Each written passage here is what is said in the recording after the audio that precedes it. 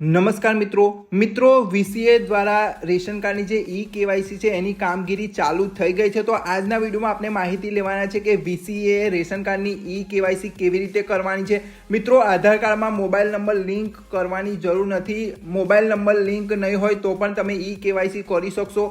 અને રેશન કાર્ડની જે ઈ કેવાયસી છે એ હવે ફ્રીમાં થશે। વીસીએ તમને ફ્રીમાં જે ઈ કેવાયસી છે એ કરી આપશે। બીજું કે અંગૂઠા વડે ઈ કેવાયસી થશે, એટલા માટે તમારે જાતે જવું પડશે। જે પણ ગ્રાહક હોય, જે પણ રેશન કાર્ડ ધારક હોય એમને જાતે જવાનું છે। બીજું કે જે રેશન કાર્ડની ઈ કેવાયસી છે એટલા માટે સરકારે એક નવી વેબસાઇટ લોન્ચ કરી છે। એમાં કેવી રીતે લોગિન કરવાનું છે, કેવી રીતે આગળની બધી પ્રોસેસ કરવાની છે, એની દરેક માહિતી આપણે આ વિડીયોમાં લેવાના છીએ। તો વિડીયો લાસ્ટ સુધી જોજો। ચેનલ પર નવા હોય તો ચેનલને સબસ્ક્રાઇબ કરી વિડીયોને પણ લાઇક કરી દેજો। તો ચાલો મિત્રો વિડીયોની શરૂઆત કરીએ। તો તમારે કમ્પ્યુટરમાં ક્રોમ બ્રાઉઝર ઓપન કરી લેવાનું છે। ક્રોમ બ્રાઉઝર ઓપન કરીને અહીંયા તમારે લખવાનું છે એફપીએસ હેલ્પ ગુજરાત। મિત્રો એફપીએસ હેલ્પ ગુજરાત લખીને તમારે એન્ટર કરી લેવાનું છે। તમને આ એક સાઇટ મળી જશે એફપીએસ હેલ્પ નામની। ઓકે, એના પર સિમ્પલી તમારે ક્લિક કરી એ સાઇટને આપણે ઓપન કરી લેવાની છે। મિત્રો જેવી તમે સાઇટને ઓપન કરશો અહીંયા તમને એક પહેલી જ પોસ્ટ મળી છે વીસીએ રેશન કાર્ડની ઈ કેવાયસી કેસે કરે। તો મિત્રો જે વિલેજ ઓપરેટર છે, કમ્પ્યુટર ઓપરેટર છે, એને કેવી રીતે ઈ કેવાયસી કરવાની છે એની આપણે માહિતી આપેલી છે। તો આ પોસ્ટને તમારે સિમ્પલી ઓપન કરી લેવાની છે। મિત્રો ઓપન કરશો એટલે તમને આ રીતે તમને માહિતી મળશે કે વીસીએ કેવી રીતે ઈ કેવાયસી કરવાની છે। આધાર કાર્ડમાં મોબાઈલ લિંક કરવાની જરૂર નથી। રેશન કાર્ડની ઈ કેવાયસી ફ્રીમાં થવાની છે। અંગૂઠા વડે ઈ કેવાયસી થવાની છે। તો અહીંયા તમને બધી જ માહિતી મળી જશે કે જે વીસીએ છે એ હવે ઈ કેવાયસી કરશે। ગ્રામ પંચાયતમાં જે ફરજ બજાવતા હોય વીસીએ એ સભ્ય દીઠ 5 રૂપિયા કમિશન સરકાર આપશે એમને, અને તમારે જે ગ્રાહક છે એને એકદમ ફ્રીમાં કરશે। તો આ પોસ્ટમાં આપણે માહિતી લઈશું કે કેવી રીતે સ્ટેપ બાય સ્ટેપ જે વીસીએ છે તે તમારી e KYC ration card ધારકોની e KYC કરશે। મિત્રો ઈ કેવાયસી કરવાની છેલ્લી તારીખ 31 સપ્ટેમ્બર 2024 છે। ઓકે, તો ચાલો મિત્રો આપણે માહિતી લઈએ। તો અહીંયાથી આપણે સ્ટેપ 1 નંબર પર જઈશું અને જે ગ્રામ પંચાયત છે એ લોગિન કરીશું। અહીંયાથી તમે આ લિંક જોઈ શકો છો, લોગિન લિંક છે। અહીંયા સિમ્પલી તમારે ક્લિક કરશો એટલે આ રીતે ગ્રામ પંચાયત કેવાયસી પોર્ટલ ઓપન થઈ જશે। મિત્રો જેવું ગ્રામ પંચાયત પોર્ટલ ઓપન થાય તો અમારે અહીંયા તમને એક લોગિનનો ઓપ્શન મળી જશે, એના પર સિમ્પલી ક્લિક કરવાનું છે। મિત્રો જેવો તમે અહીંયા લોગિન પર ક્લિક કરશો એટલે સ્ટેપ 2માં અહીંયા તમારે જોઈ શકો છો જે આઈડી અને પાસવર્ડ નાખવાનો તમને ઓપ્શન મળી જશે। તો અહીંયા જે તમારું લોગિન આઈડી હોય અને પાસવર્ડ હોય એ અહીંયા સિમ્પલી તમારે એન્ટર કરી લેવાનું છે। એન્ટર કરી અને અહીંયા લોગિન બટન પર ક્લિક કરી લેવાનું છે। મિત્રો જેવું લોગિન બટન પર ક્લિક કરશો તમને આ રીતે વેબસાઇટ ઓપન થઈ જશે અને તમારું લોગિન ખુલી જશે। મિત્રો આ રીતે ઓપન થાય ત્યારબાદ તમારું અહીંયા નામ અને વિલેજનું નામ આવી જશે। ત્યારબાદ આપણે જોઈશું ચોથા સ્ટેપ પર અને અહીંયા માહિતી લઈશું। મિત્રો અહીંયા રેશન કાર્ડ ઈ કેવાયસી પર તમારે સિમ્પલી ક્લિક કરવાનું છે। અહીંયા ક્લિક કર્યા બાદ અહીંયા સિમ્પલી તમારે જે રેશન કાર્ડ ધારક આવ્યું હોય એનો રેશન કાર્ડ નંબર અહીંયા એન્ટર કરવાનો છે। મિત્રો એન્ટર કરશો અને અહીંયા સોર્સનો ઓપ્શન બાજુમાં આપેલો જ છે, તો એના પર તમારે સિમ્પલી સોર્સ પર ક્લિક કરી લેવાનું છે। જેવું સર્ચ પર ક્લિક કરશો એટલે રેશન કાર્ડ ધારકમાં જેટલા પણ નામ હશે એનું લિસ્ટ તમને અહીંયા મળી જશે।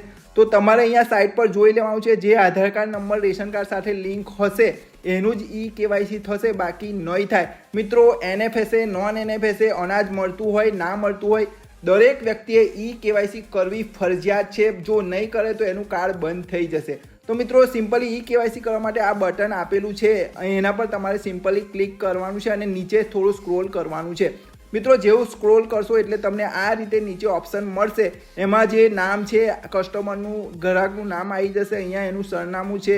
મિત્રો અહીંયા તમારી એની ઉંમર હોય, જે ઉંમર હોય એ લખવાની આવશે 18ની ઉપર, અને 18ની નીચે 2 ઓપ્શન આવશે। તો તમારે એ 2 ઓપ્શનમાંથી કોઈ એક ઓપ્શન સિલેક્ટ કરી અહીંયા જે કસ્ટમર આવ્યો હોય એનો કોઈ પણ મોબાઈલ નંબર નાખી દેવાનો છે અને અહીંયા મોબાઈલ પર ઓટીપી મોકલો એના પર ક્લિક કરવાનું છે। ક્લિક કરશો એટલે ઓટીપી આવશે, ઓટીપી વેરીફાઈ કરાવી લેવાની છે। ઓટીપી જેવી વેરીફાઈ કરશો એવું તમને અહીંયા ક્લિક કરી અને આગળ વધો પર ક્લિક કરી લેવાનું છે। ઓકે મિત્રો આ સ્ટેપ પર જશો એટલે 7નો સ્ટેપ અહીંયા તમે જોઈ શકો છો, અહીંયા પ્રોસેસ બાય કેવાયસીનો ઓપ્શન આપેલો છે। અહીંયા તો સિમ્પલી તમારે અહીંયા ક્લિક કરી લેવાનું છે। મિત્રો જેવું તમે આ ઓપ્શન પર ક્લિક કરશો તમારું જે ફિંગર છે એ તમારો ડિવાઇસ અટેચ હશે તો આ રીતે તમારું રેડી ટુ યુઝનો મેસેજ આવી જશે અને તમારો જે ડિવાઇસ મંથરાનો હશે તો અહીંયા એકદમ રેડી બતાવી દેશે। ત્યારબાદ તમારે અહીંયા જે ટીક માર્ક આપેલું છે એના પર તમારે ક્લિક કરવાનું છે અને અહીંયા કેવાયસી પર કેપ્ચર ફિંગરપ્રિન્ટ પર ક્લિક કરી લેવાનું છે. મિત્રો જેવું તમે અહીંયા ક્લિક કરશો ફિંગર પર લાઇટ આવી જશે, તમારે જે કસ્ટમર હોય એનો ફિંગર લગાવી દેવાનો છે. મિત્રો જેવો કેપ્ચર થશે અને સક્સેસ થશે એવો આ રીતે તમને માહિતી મળી જશે. માહિતી મળશે, એમાં તમારું જે નામ હોય કસ્ટમરનું નામ આવી જશે, એની ઉંમર છે, દરેક માહિતી જે આધાર કાર્ડમાં હશે એ આવી જશે, એનો ફોટો પણ અહીંયા આવી જશે.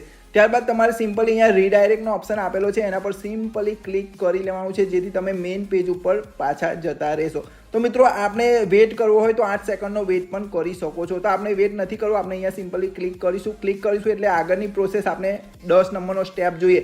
તો અહીંયા તમને એક કન્ફર્મેશન આવે છે કે તમારું જે નામ છે એ કમ્પ્લીટ છે કે નહીં. તો જો બધું જ કમ્પ્લીટ હોય અને ઇન્ફોર્મેશન પણ ફોટો બધું કમ્પ્લીટ હોય તો અહીંયા કેવાયસી કરો ને એક્સેપ્ટ કરી લેવાની છે. મિત્રો અહીંયા એક્સેપ્ટ કરશો એટલે તરત જ તમારી જે કસ્ટમર છે, જે પણ રેશન કાર્ડ ધારક છે, એની કેવાયસી સક્સેસફુલી થઈ જશે અને એક બીજો તમને એક સક્સેસફુલનો મેસેજ આવી જશે. તમારો જોઈ શકો છો સ્ટેપ નંબર 11માં જે સક્સેસફુલનો મેસેજ છે એ આવી જાય છે અને જે કેવાયસી એ મામલતદાર પુરવઠા મામલતદારને પહોંચી જાય છે. ત્યારબાદ જે પુરવઠા મામલતદાર છે એ કેવાયસી એક્સેપ્ટ કરશે એટલે તમારા મોબાઈલમાં મેસેજ આવી જશે કે તમારી કેવાયસી થઈ ચૂકી છે.